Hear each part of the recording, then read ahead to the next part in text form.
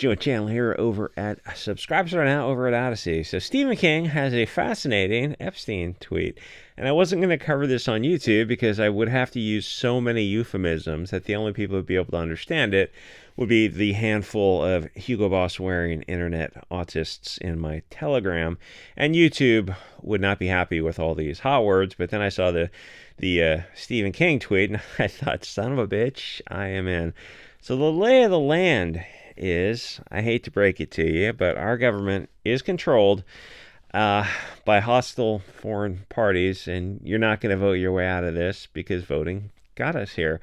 It would just be more pre-selected candidates and not elected ones. And it doesn't matter if it's in America, Canada, the West in general. It happens this way repeatedly. Even in Italy, when they think they had someone who was right of center, it turns out to be a paper tiger. So if voting got us in this situation, well, you know. So when both parties are in agreement with something, it seems like there's probably a third party pulling the strings, which in this case should be insanely apparent, just crystal clear to you by now.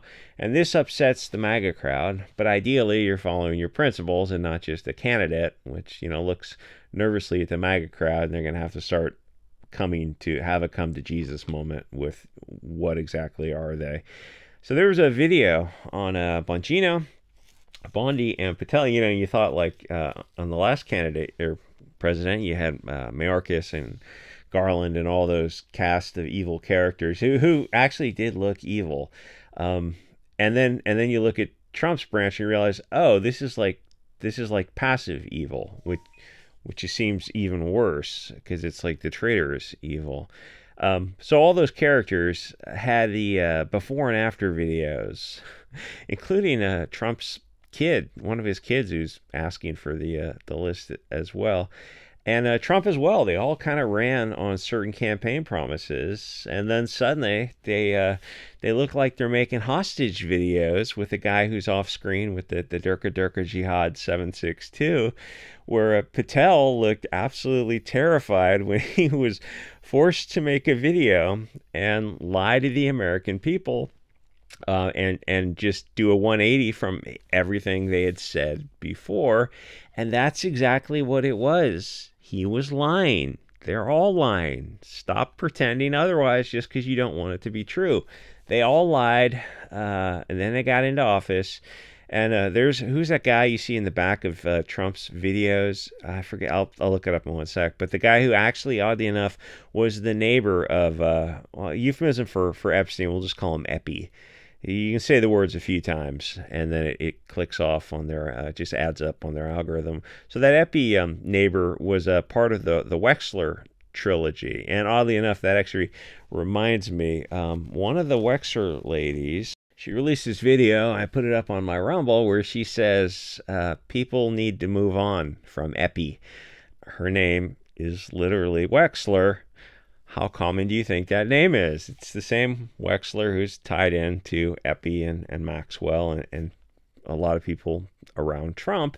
And it's gaslighting on the level of and that's not to say, like, after all this video that Trump himself directly is dirty. I don't get that vibe as well, but it's a moot point, because if he has to protect people, or if someone explain the way of the world to him, then it amounts to the same. But he doesn't, I mean, he just doesn't seem that type. And I'll say the same about Biden. I know people on the right like to say Biden's some kind of evil degenerate. No, Biden, in my vibe I got from him, he was just an old guy who wasn't quite firing on all cylinders, but I didn't think he was evil with his stuff with kids, like he was sniffing kids type of stuff. The dude, he's like in his 80s, you know. That's just an entirely different generation of people. But I didn't get that kind of vibe from either one of those guys. But they have a lot of people around them that they have to protect. So it's this kind of Wexler gaslighting is it's on the level of this the Rothschilds guy who tweets in defense of Rothschild positions. And you point out, well, he's actually, you know, a Rothschild. Anyway, so the guy explained the way of the world to Trump to point Trump 2.0, and then his people in the executive branch who had made all these really naive promises before they got in office. And the people seemed sincere.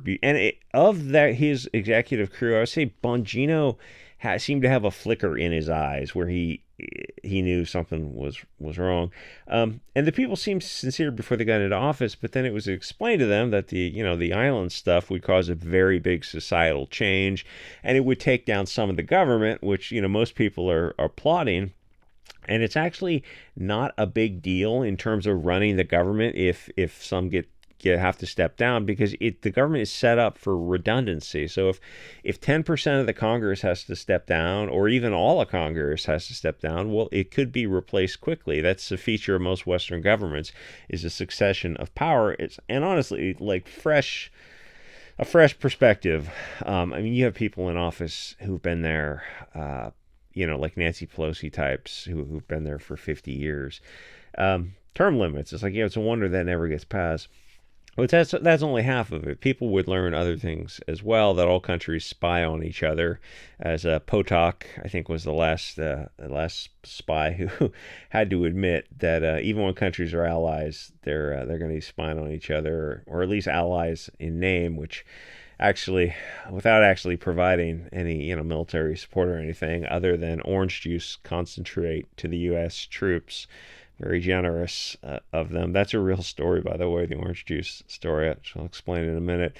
So I was working on the more honest Odyssey version for later tonight. So if the real truth about the island comes out, things would be kind of fine in the long run. But there might be a little bit of an internal war until things get resolved. Like, the country just doesn't fall to pieces, even if you look at how many people in office, like 500 and some change. Even if you had to replace a huge number of people, it's like things are still going to continue to run. Trucks are still going to deliver corn and potatoes.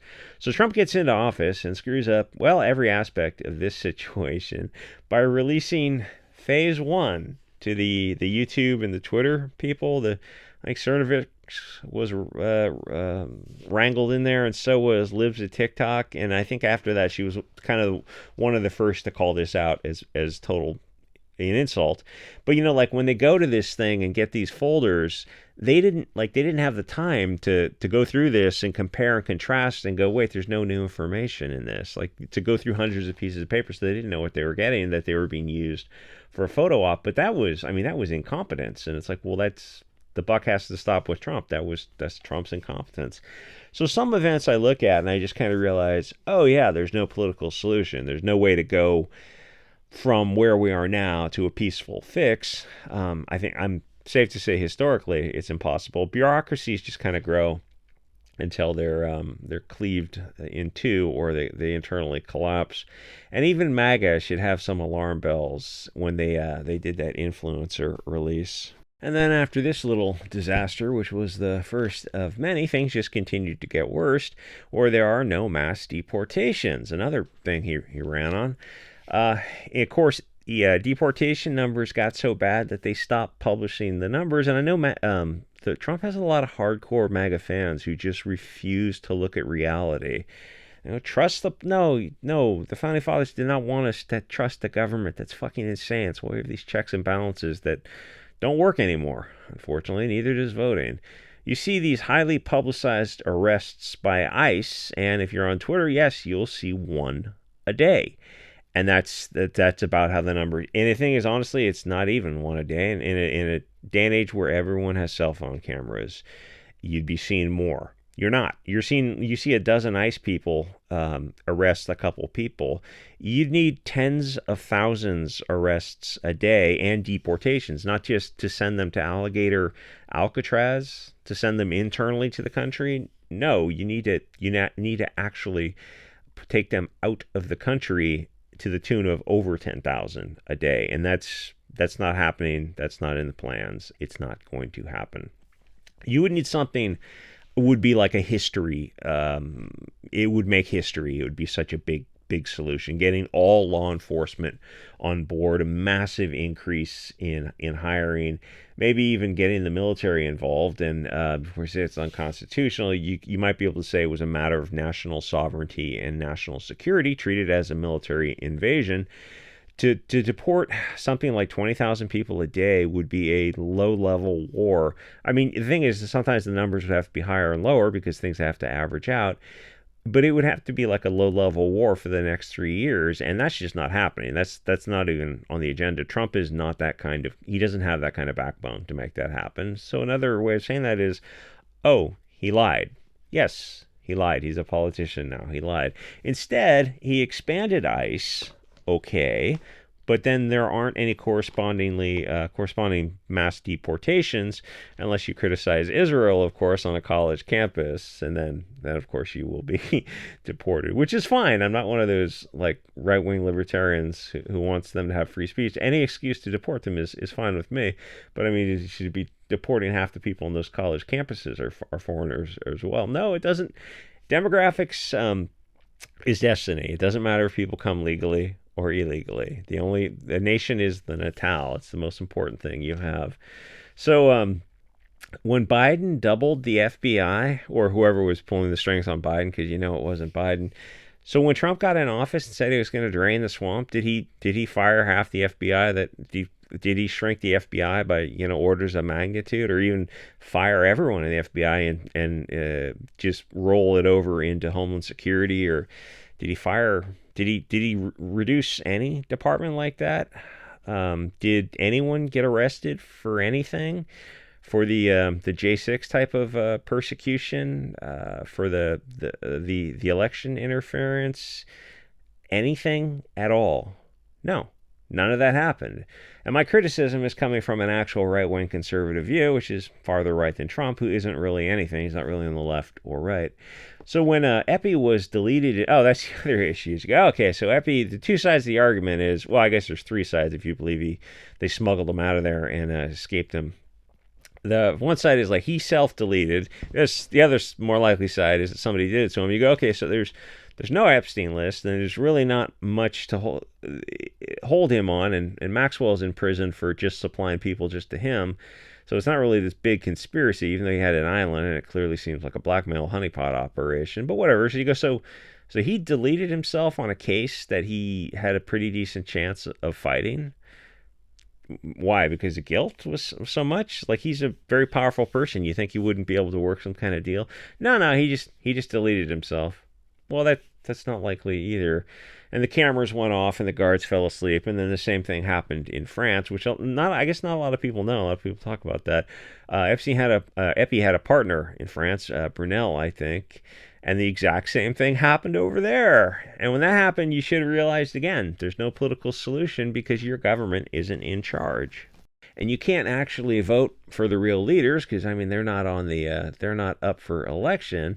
So, what do they say? It's a ballot box, a soapbox or something. So if there are groups that can get to a prisoner inside a prison with the most incompetent guards on earth, and none of those guards got put in prison for anything, and the director of that jail was allowed to retire. So nobody got punished for anything. The guards who were paid to, fall asleep. In fact, they were on the internet looking at new motorcycles and jet skis with the bribery money. So now the narrative is Trump is not interested in Epi anymore, and Bongino, Patel, Bondi will say whatever the people in charge tell them to say because they don't want to hang themselves with tissue paper either. Oh no, that's totally possible. No, it's not. When you're in a cell like that, which is a self-deletion watch cell, you don't have much in the cell because that's the concern. So in terms of tissue paper, you're only given a limited amount, and you have to ask for more. Not to be graphic, but they're not giving, like, yes, if you had a case of paper, could you weave it together and make, yes, but that's why they're not given more than a little bit. So that's impossible. I mean, the things people are saying, and like the MAGA is just kind of accepting this. I look at them, it's like, what the? It's the same way I look at the left and go, what happened to the left? What happened to free speech? What happened to all the things you claim to stand for? It's like, you look at the right and go, so same thing happened to you guys. You're like, you really are in a MAGA culture. You refuse to look at reality. But again, that's not to say that Trump is dirty. I don't get that vibe. But it's like, if he's protecting dirty people, well then that makes him dirty as well.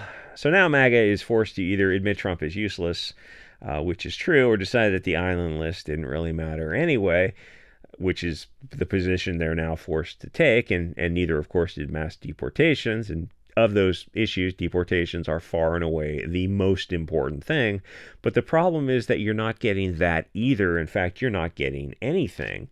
But Congress voting to send your money to Ukraine and Israel is just passed yesterday, and they're all in agreement on sending money to their greatest ally and various other foreign countries, to be fair, not just to pick on them.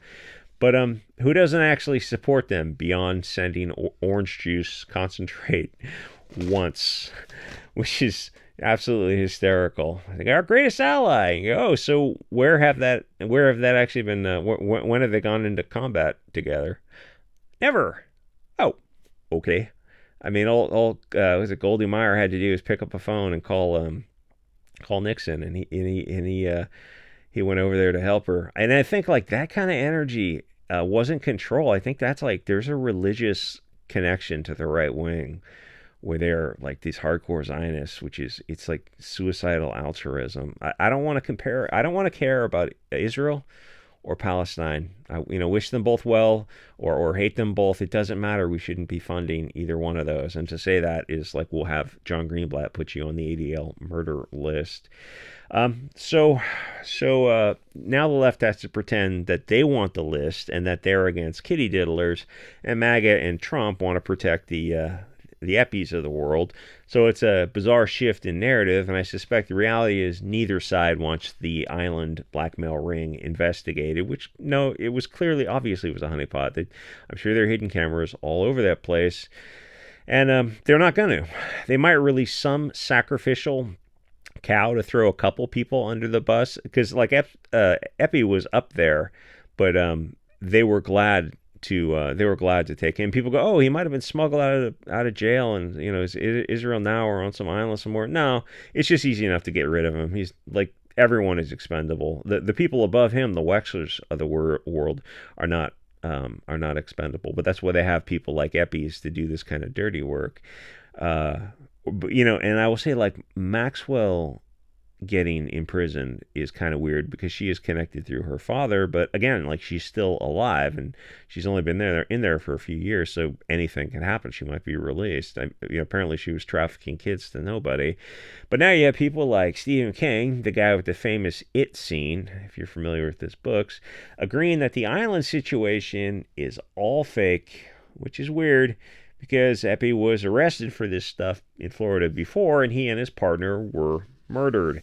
And Maxwell is actually in prison now for trafficking nobody to no one, even though there are many videos of the victims talking about Dershowitz and their various attitudes of Epi and Maxwell. And Maxwell's father, I believe, controls the publishing of the Scholastic branch for school books. And I think Kushner is also involved, so they can control the narrative that's taught in not just government schools, because private schools and Catholic schools also have access to those books and probably get a discount on them because they want that narrative very tightly controlled.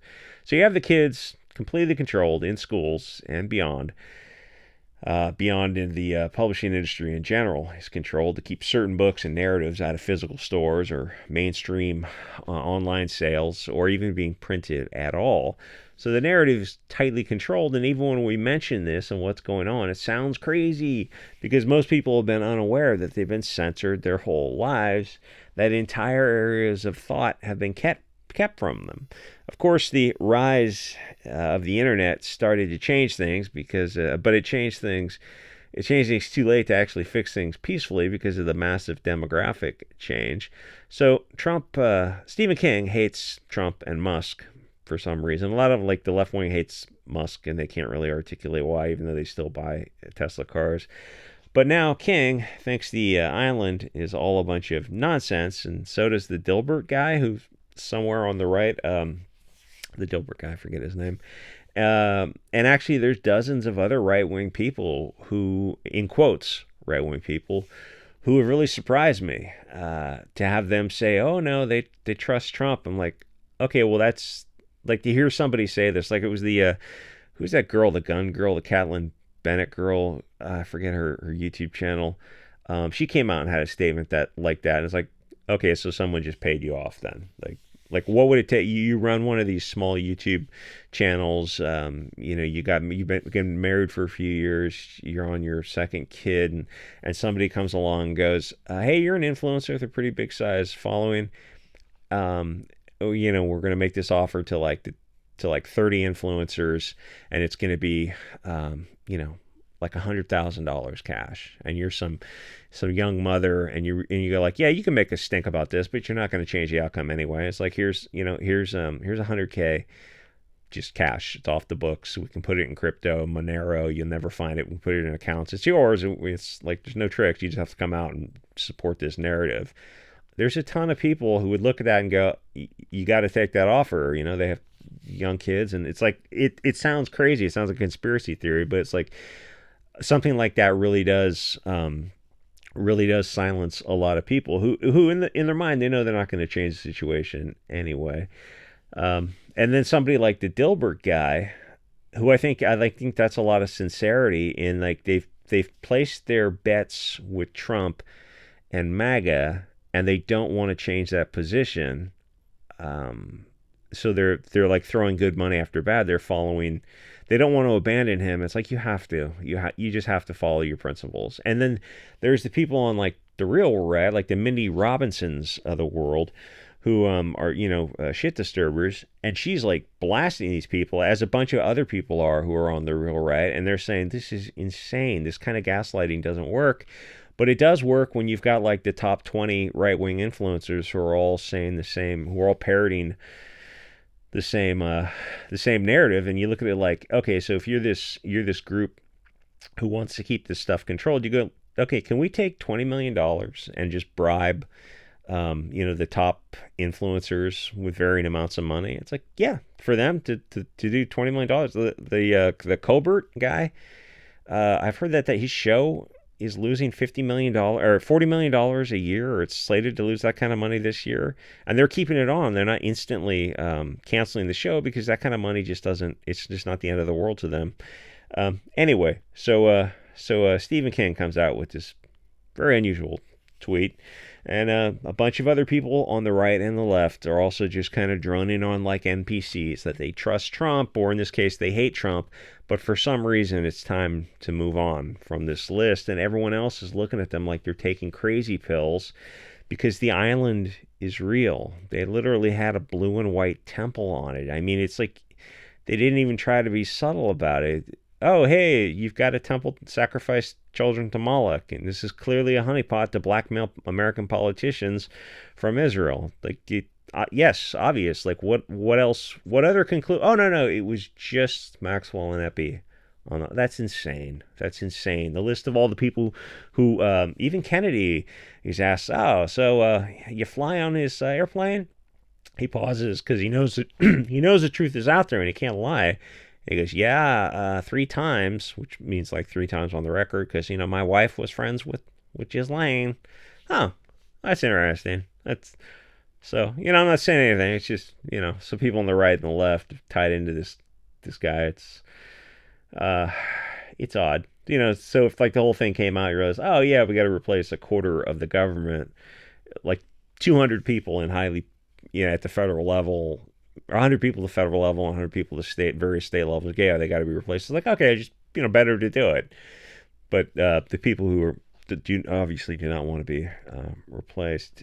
Anyway, all this actually happened. The victims are still on tape and have testimony, at least the ones who are still alive, because they didn't all make it. Anyway, like, comment, subscribe. I'll see you guys on the next episode.